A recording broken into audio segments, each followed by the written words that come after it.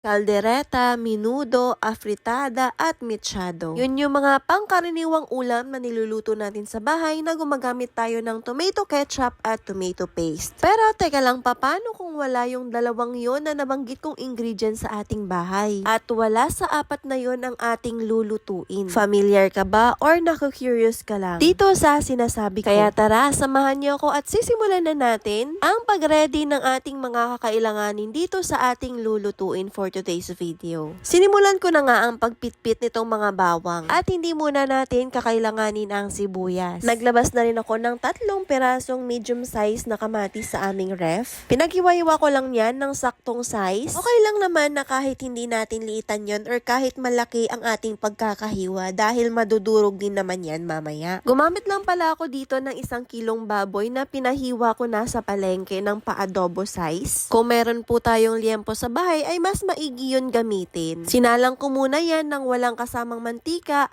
at pinagmamantika ko lang para doon natin igisa ang ating bawang at kamatis. Aantayin lang natin na magiging golden brown yan. Tsaka maglalabas siya ng sarili niyang mantika at doon natin igigisa yung bawang natin at ang ating kamatis. Hahalu-haluin lang natin yan hanggang sa magiging golden brown yung kanyang kulay at mag-aromatic. Katulad na lang nito na parang medyo golden brown na siya. Kaya ilagay na natin ang ating kamatis. Para matunaw, madissolve or madurog itong ating kamatis, ay tatakpan lang muna natin siya ng mga ilang minuto. Pero bago po iyon, ay naglagay muna ako ng konting suka. After 2 minutes, ay nakikita nyo naman itong ating baboy na kung saan meron ng kamatis at medyo nadudurog na nga ito. This time ay simulan na natin maglagay ng ating mga pampalasa katulad nitong ating paminta pati na rin itong oyster sauce natin. So, hindi po tayo gumamit ng soy sauce dito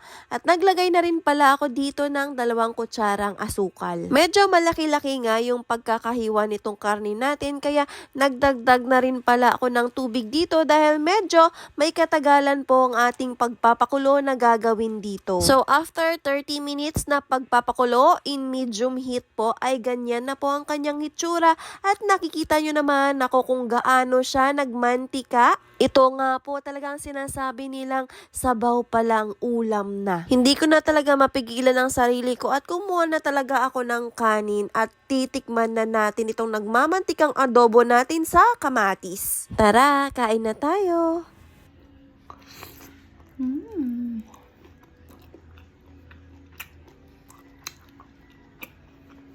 Kung umabot kayo sa part ng video na to, please don't forget to like and share na lang po. Paki-follow na lang din po ng ating page para more videos to come. Thank you po sa inyo. Bye-bye!